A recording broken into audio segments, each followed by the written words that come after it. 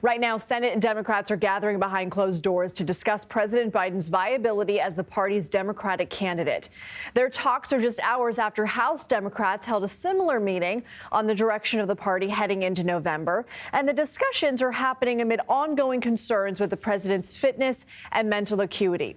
Right now, 6 congressional Democrats are publicly calling for him to remove himself from the 2024 presidential race.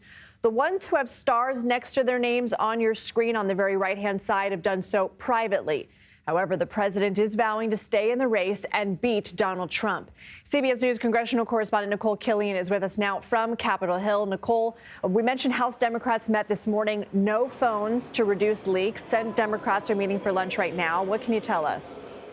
Yeah, well, Senate Democrats obviously will be having a similar conversation to House Democrats in terms of the path forward and whether to continue to stand by the president as the nominee of their party. Of course, being outside of the House Democratic caucus meeting this morning, I could tell you there were mixed sentiments coming out of that discussion. Some described it as a family discussion.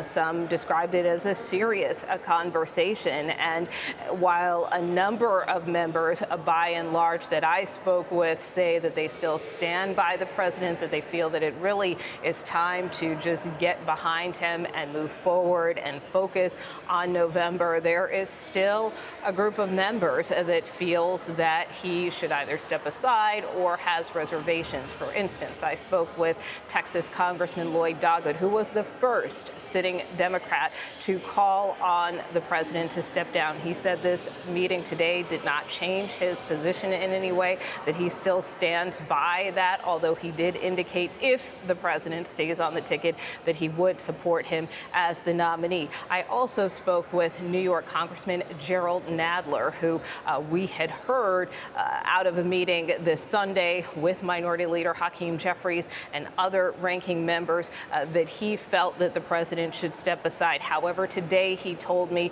that he is sticking with the president, that the president is the nominee. And I asked him what changed, and he said that he was not going to get into the conversations that he had with other members on Sunday, but that the president has made clear that he is the nominee. So again, I expect as we await what comes out of the Senate Democrats meeting, we too may also hear some of these mixed reviews, mixed messages as members try to figure out where they want to land. Well, I know that Doggett said that the meeting hadn't changed his mind, but it does feel like there's sort of been a shift among Democrats now coalescing around the president. The Congressional Black Caucus, Hispanic Caucus, they're standing behind him. And another message I keep hearing, rather than more saying he needs to step down, has been more muted, saying he needs to show the American people and us he's up to the job. So do you get a sense that this is a concerted effort to control the messaging, or do you get a sense that after this meeting this morning that more could join the 6 who've publicly asked for the president to step down?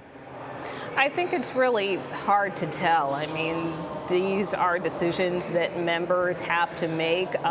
While we have heard the leaders, both in the House and Senate, Minority Leader Hakeem Jeffries, as well as Leader Chuck Schumer, both indicate that they stand by the president and behind the president. At the same time, some of their members are not following that lead. And to your point, yes, there are large blocs, for instance, within the House Democratic Caucus, notably the Congressional Black Caucus, with a number of members telling me after a call with the president yesterday that they feel energized, that they are refreshed, that the president was clear and concise on the call, that he talked about his agenda, that he talked about the path forward, that he talked about staying in the race and wanting to win this election. Many of those CBC members telling me out of that they stand by the president.